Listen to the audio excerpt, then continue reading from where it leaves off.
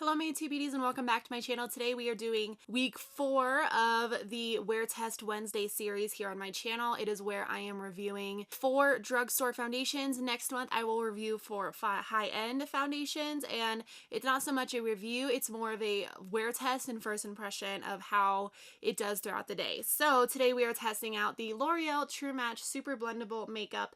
It has sunscreen in it, SPF 17. That's kind of a weird number to pick. My shade is Neutral, Soft Ivory, and 1. In this range, they do have colors that are more neutral, more cool tone, and more warm tone. So that's really nice. I am looking on the Target website. It is $7.49 at Target, and there are 32 colors, which is a great shade range. On the website, it says precisely matches skin tone and undertone, diffuses imperfections, and nourishes skin, oil-free, non-comedogenic, SPF 17. It says ultra pore formula contains no oils, fragrances, or pore clogging fillers, so all you see is beautiful, radiant, flawless skin. It has vitamins A and C, grapefruit extract. The coverage says light to medium. Skin type is all types. So I have the foundation on. So if you are interested in seeing my thoughts and how this wears throughout the day, then just keep watching. Today we are testing the L'Oreal True Match Super Blendable Makeup, and I am so excited because the last time I used this, I was probably 14 years old. This was the very first foundation that I ever tried, and I used it for years. And I am in the shade Neutral, Soft Ivory, and 1. I did just apply my primer with this Fenty Beauty Pro Filter Matte Primer. So I do have my sponge wetted, and we are gonna go on this side of my face with the sponge. Just going to put it on my hand. I'm a little concerned that this is too light for me. I want it to go more light than dark. I don't even remember how I used to apply this when I first started testing out makeup. I think just with my fingers. So it is super liquidy. You can see it is coming, it's almost got like a watery texture, and you can tell it's too light, but that's okay. We'll warm it up with some bronzer. It's covering super nice. You still can see my acne right here, so I would not say this is full coverage at all. Probably almost medium coverage. So looking at it right now, it looks like it's drying down to a matte finish. I'm gonna see if it's buildable. It's going a really long way with this sponge, and it's looking really nice with this sponge too. It is so weird sometimes going back to makeup products that you used back in the day when you were not good at makeup and had no idea what you were doing. Like this one, for example. I just had no clue. I don't even think this was my shade. I think I picked a shade that was close-ish, but was obviously very off, and just went with it. I don't know. I'm gonna take my Morphe M439 brush.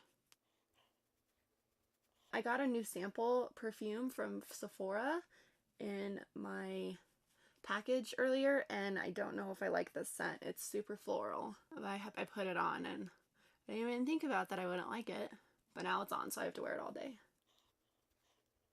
I don't think it's covering as much. It's almost like with these drugstore foundations that the sponge covers more. It does look really dry and cakey on my nose with a brush, so I might go back and go over it with a sponge. Yeah, like a sponge better. A sponge is making it look more flawless. So I'm just going back over it with a sponge because I do like a sponge way better.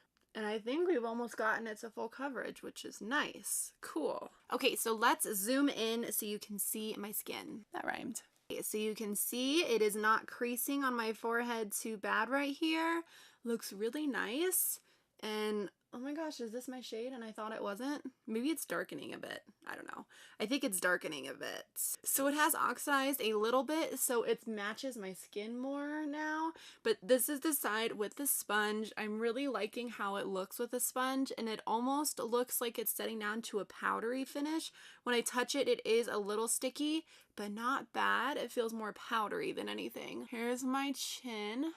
It's covering pretty well. It is like settling into this little line right here. Yeah, it is settling right here. And then my nose looks pretty good. Overall, I'm happy with how this looks. Let's see how it wears when I put other things on top of it. So I'm gonna go finish the rest of my makeup and I'll be right back. So we are back. I am finished with my makeup. I set my foundation with the RCMA No Color Powder. This does not mattify. It only sets the foundation just so I can apply other products on top. So I set it with this. And then I used the Physicians Formula Bronze Booster bronzer in medium to dark for my cheeks. And then I used the Becca Mineral Blush in Songbird. It looks like this. It's super pretty. For my highlight, the Smashbox Pearl Palette in collaboration with Casey Holmes. I just mixed these two shades right here. I used the Stila, what are these called? The Stila Glitter and Glow Liquid Eyeshadows on the lids, and I used the Morphe 35K palette to put some matte shades in my crease. That is what I have on my face. I also have the Anastasia Dip Brow Pomade in medium brown on my eyebrows, and yes, that is everything I have on my face. Looking at the foundation, it looks pretty good. It did like permanently crease right here even after I set it. Not looking great right here on my chin. On the sides of my nose it looks okay. Everywhere else it looks pretty good. I'd say it's a good high medium coverage at this point, and I am happy with how it looks. I think it looks really good, and we will see how it wears throughout the day, so I will check in when I get back from work. I almost forgot to tell you what time it is. It is 10:27, so let's call the check-in time 10:30. Hey guys, I just got back from work and I wanted to do a quick check-in. It is 4:08 in the afternoon, and as you can see, I'm hella oily. Like, look at this. It is not holding up well at all. It is completely breaking up on my nose right there. What is that about? Okay, not a good situation. I'm very oily. My nose has come off. Well, not my nose. My nose hasn't come off, but the foundation on my nose has come off. It doesn't look like it has oxidized, so that's good, but it's just not holding up, and it's only been 6 hours. I don't know. I'll do another check-in later tonight, but I'm definitely gonna have to go powder. I have held off from powdering because I am trying to give this a fair shot, and I don't want to do anything to help out the foundation if it's not going to be good in general. But I am going to have to add some additional powder and coverage on this just because I do have a busy evening and I can't be looking like this the rest of the evening. Yes, I am going to check in a little later, but so far I'm not very happy with this foundation. So yeah, I'll see you in a little bit. Okay guys, I think I'm going to end the video now. I am off to do lots of different things, hang out with some family, watch a movie later tonight, and it is 5:42. This has been on for almost 8 hours, so I think I'm just gonna wrap it up here. It's not my favorite foundation. It doesn't claim to be like long lasting or mattifying in any way. I'm just not really happy with how it's sitting on my skin, particularly because I have powdered already after my last check-in, and it is already being super oily and broken up on my chin again, and especially on my nose. I'm just not really happy with how it's looking there. Hope you guys enjoyed this video. Please give it a thumbs up if you are enjoying this series. The next video that you'll see will be more high-end foundations, so I hope you guys stay tuned for that. Don't forget to subscribe before you leave so you don't miss out on my future videos, and I'll see you guys in my next video. Bye!